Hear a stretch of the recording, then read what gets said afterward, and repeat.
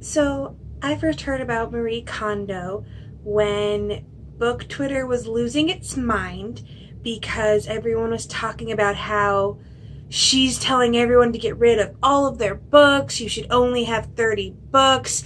How can she do this? Every book brings me joy. And everyone was really mad. And I wasn't quite sure what that was all about until I did a little bit more research.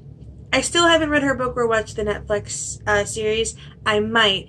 But in case there's still any questions, the 30 book thing is a total myth.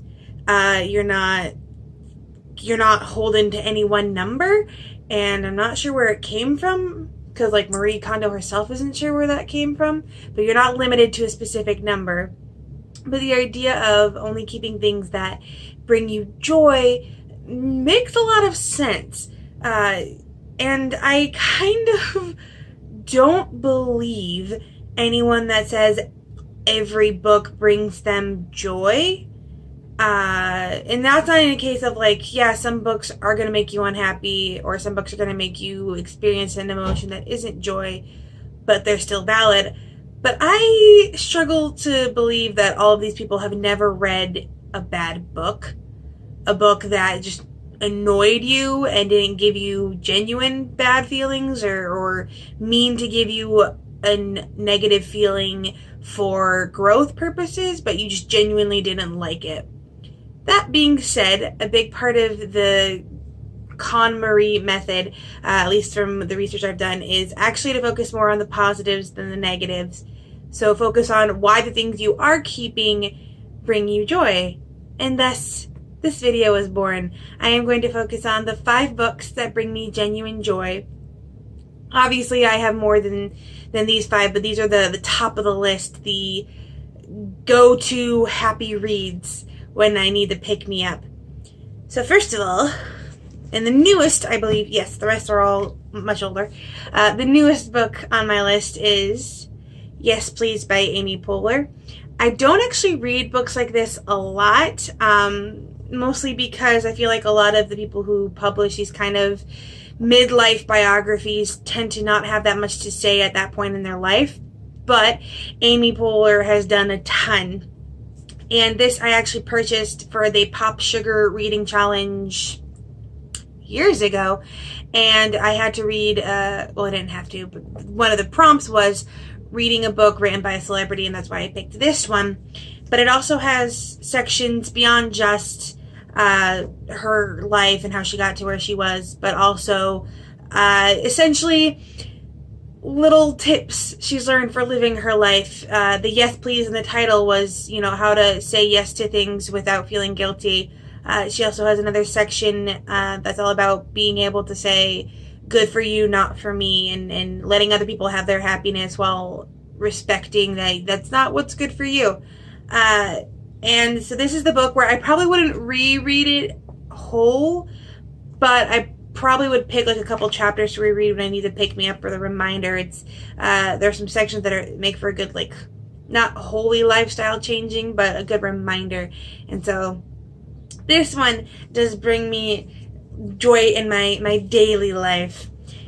Next up is The Two Princesses of Amar by Gail Carlson Levine. I'm going to be reading this, but this is a childhood favorite of mine. It's mid-grade.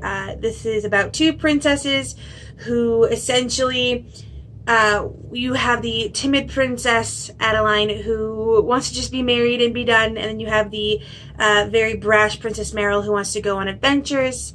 Adeline asks Meryl to not go on her adventures until Adeline is married, Princess Addie, and she basically agrees, but then Meryl falls sick with what do they call it, the Grey Death? Yes.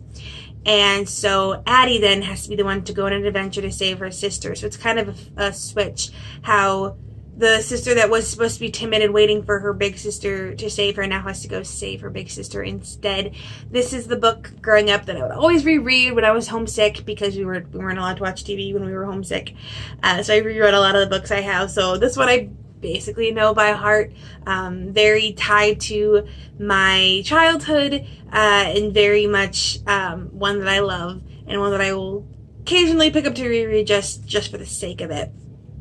Next up, another childhood favorite. A lot of these are going to be childhood favorites. This is not the full copy, but you can see Little Women by Louisa May Alcott. This is the abridged version. I need to get the full version. This was actually given to me by my grandmother when I was 12, this exact version, because my name is Margaret and one of the characters' names is Margaret.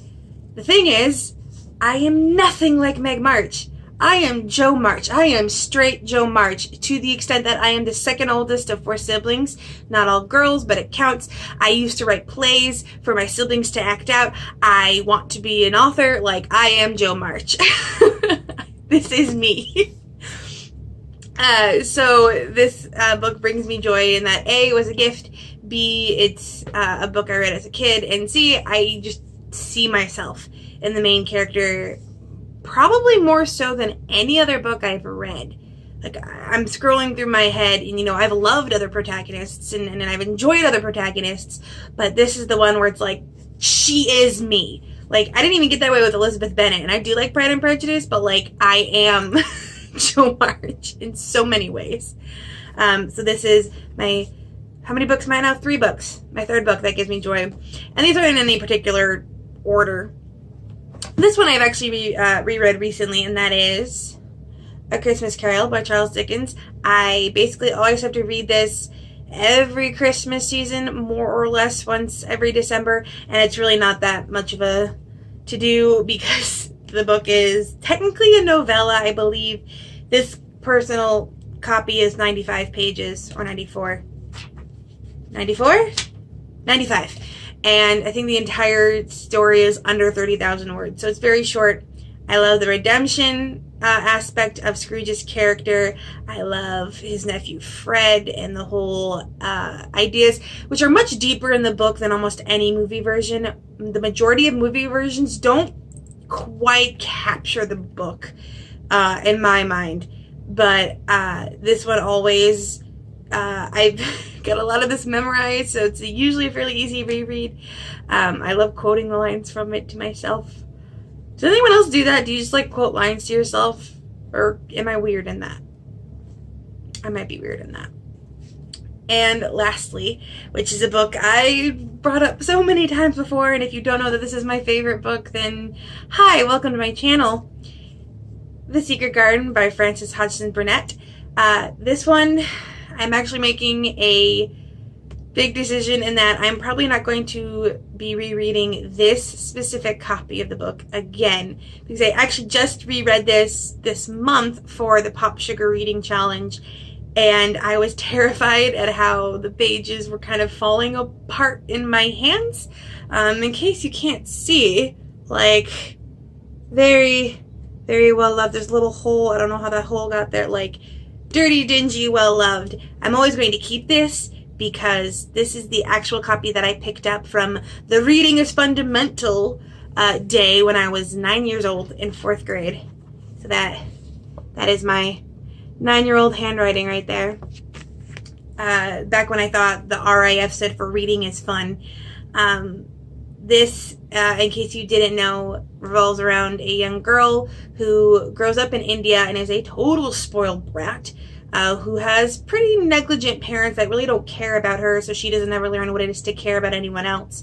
And when they die from cholera, she's sent to live with her uncle, her dead aunt's husband, in, I think they call it Misselthwaite, and she's stuck in this dreary, empty house in a climate she's never been in, and it ends up being the best thing for her because she grows out of her spoiled bratty ways and uncovers secrets.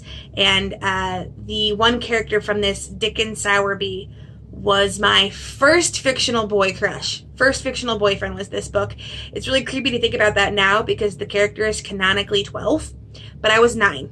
So it was me crushing on an older dude. But this is the book that started what became my insane bookworm tendencies pretty much through all of middle school. I read before that. I'd been read to chapter by chapter bedtime stories like Chronicles of Narnia or Little House on the Prairie, but this was the first full book I ever read by myself, and it was this literal copy. Like, this is what I picked up 16 years ago. But I'm probably going to be keeping this for like just the sentimental value, but maybe buying a new copy to actually reread, so I don't fear this one literally falling apart. Which I usually don't want to have to buy secondary copies of any books, but that one it's my baby. So those are the 5 books that bring me joy. Obviously, I still do enjoy other books, but these are my 5 heartwarming pick-me-ups. These are the things that remind me of the wonderful parts of my childhood, or in the case of Yes Please, the way I want to live my life. So please, please, please, in the comments below, what books bring you joy? True joy, not just 3-star, I enjoyed it, but honestly, smile on your face the entire time you're reading it, joy. I would love to know. I feel like we definitely need to give this KonMari stuff a more positive spin than the bookish community online has been giving it. So let's share the joy in the books that bring it. With nothing else to say, I hope you have a wonderful day and a marvelous tomorrow.